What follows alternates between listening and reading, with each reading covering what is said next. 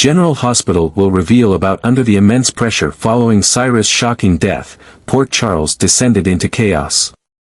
The PCPD launched a relentless investigation, determined to piece together the circumstances surrounding the crime. With tensions rising and speculation running rampant, the entire city found itself on edge, waiting for the truth to surface. Every clue, every piece of evidence led to one place, the isolated cabin where Cyrus had taken his final breath. As investigators combed through the scene, uncovering new details, a revelation sent shockwaves through the community. Jocelyn had been the one to end Cyrus' life.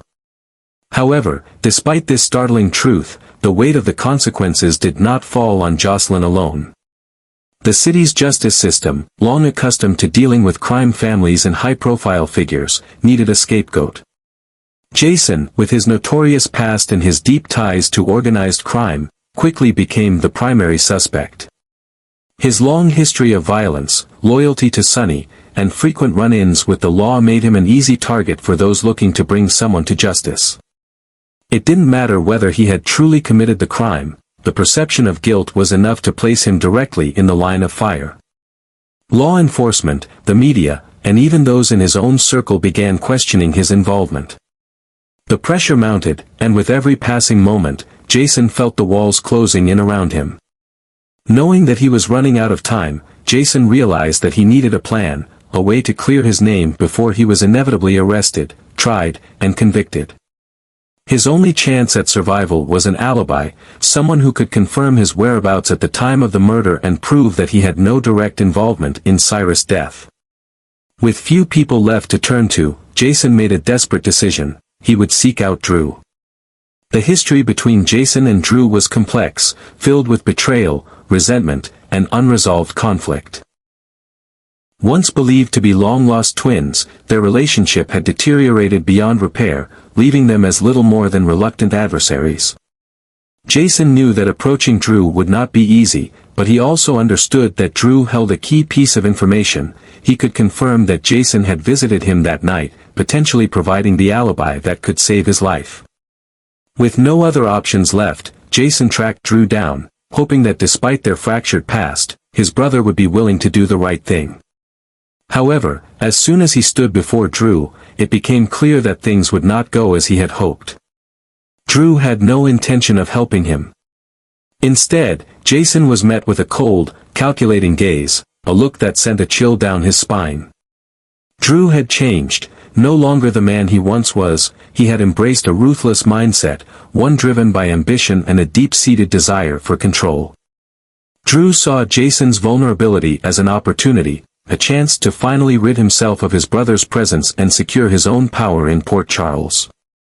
Instead of offering assistance, he presented Jason with a horrifying ultimatum. If Jason wanted Drew's help, he would have to surrender everything: his entire inheritance, his financial holdings, and any claim he had to the Quartermain fortune. But Drew's demands did not stop there. He also insisted that Jason sever all ties with Danny and Scout, his own children, and that he remove himself from their lives permanently. The sheer audacity of Drew's proposal left Jason in stunned silence. It was a demand not just for money, but for complete and utter erasure. Drew wanted him gone, erased from existence in every way that mattered. And if Jason refused? Drew made it clear that he would not hesitate to throw him to the wolves. With a single statement to the police, Drew could manipulate the situation to ensure Jason's arrest, framing him as the mastermind behind Cyrus' murder. Jason was trapped. He had fought countless battles in his lifetime, faced enemies far more dangerous than Drew, but this? This was different. This was a betrayal of the worst kind, family turning against family, blood against blood. With the authorities closing in, Carly desperately pleading for his help to protect Jocelyn, and Drew holding the key to his freedom, Jason found himself standing at the most dangerous crossroads of his life. No matter which path he chose, one thing was clear: he was running out of time. However, contrary to Jason's expectations, Drew did not just refuse to help, he seized the opportunity to push his own ruthless agenda. For months, Drew had harbored deep resentment toward Jason and Sonny, fueling his desire to dismantle their influence in Port Charles. He had long viewed them as obstacles standing in the way of his own power, and now, with Jason in a vulnerable position, Drew saw his chance to strike. Instead of offering support, he used Jason's desperation as leverage, presenting him with a cruel and calculated ultimatum. Drew made it clear that if Jason wanted his help, he would have to make an unthinkable sacrifice. He demanded that Jason relinquish all rights to his inheritance, hand over every financial asset tied to the Quartermain legacy, and walk away with nothing. But his conditions didn't stop there. Drew insisted that Jason permanently remove himself from Danny and Scout's lives, forbidding him from ever seeing or influencing his own children again. It was not just about power, it was about complete erasure, a punishment designed to break Jason both financially and emotionally. Jason, a man who had survived countless betrayals, ambushes, and deadly power struggles, found himself caught in a trap unlike anything he had faced before. He had expected Drew's resentment, perhaps even outright rejection, but this?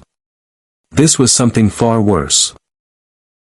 It was a deliberate, calculated move to destroy him from the inside out, stripping him of not just his wealth but of his family, his identity, and any sense of purpose he had left. Drew's voice was cold and unwavering as he laid out the consequences of defiance.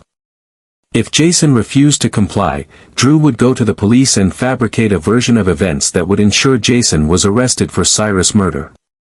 He had the perfect setup. Jason, a man with a violent reputation, was already under heavy suspicion, and all it would take was one well-crafted lie to make the charges stick.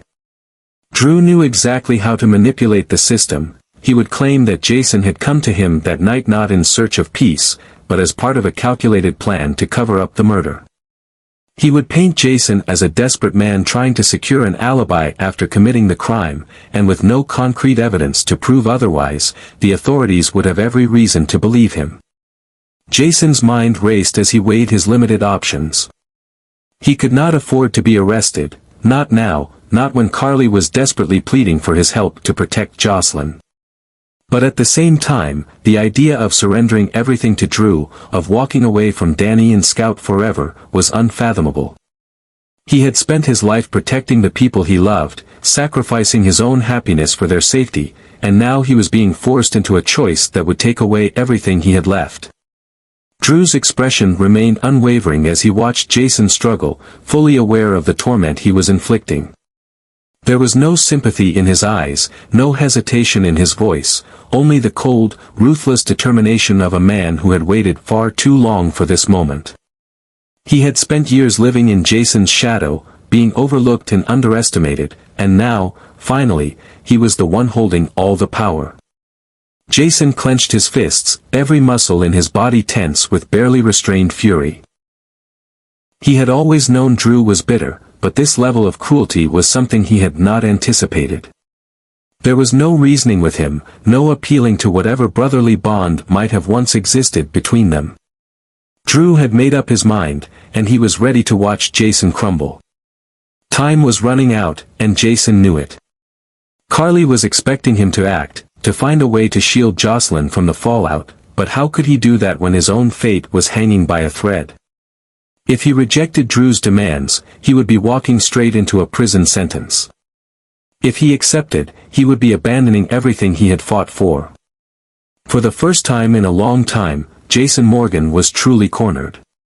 And this time, his enemy wasn't a rival mobster or a corrupt cop, it was his own brother, a man who had once stood beside him but now sought to destroy him. As Jason struggled to navigate Drew's ruthless ultimatum, Carly was fighting her own battle, desperate to protect Jocelyn from the looming consequences of Cyrus' death. The weight of the situation was crushing. Jocelyn had acted in self-defense, but that didn't mean the justice system would see it that way. With the PCPD relentlessly pursuing answers, Carly knew that if the truth came out, her daughter could be facing a legal nightmare that would change her life forever. And that was something Carly simply could not allow. Frantic and determined, Carly turned to the one person she knew could help, Jason.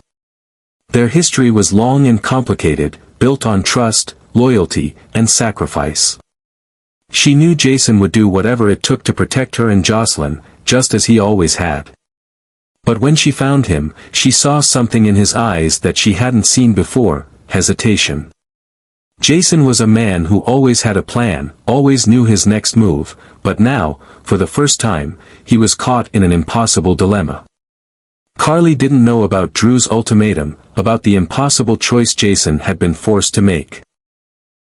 All she knew was that she needed him now more than ever. She pleaded with him, her voice edged with desperation, begging him to find a way to shield Jocelyn from the storm that was closing in around them. But Jason wasn't just fighting to protect Jocelyn, he was fighting to hold on to his own life. Drew had him trapped in a web of manipulation, demanding his complete surrender in exchange for his freedom. Jason was left with two devastating options: sacrifice everything to ensure Jocelyn's safety, or fight to hold on to the life he had built, knowing that doing so might mean abandoning Carly and Jocelyn in their time of need.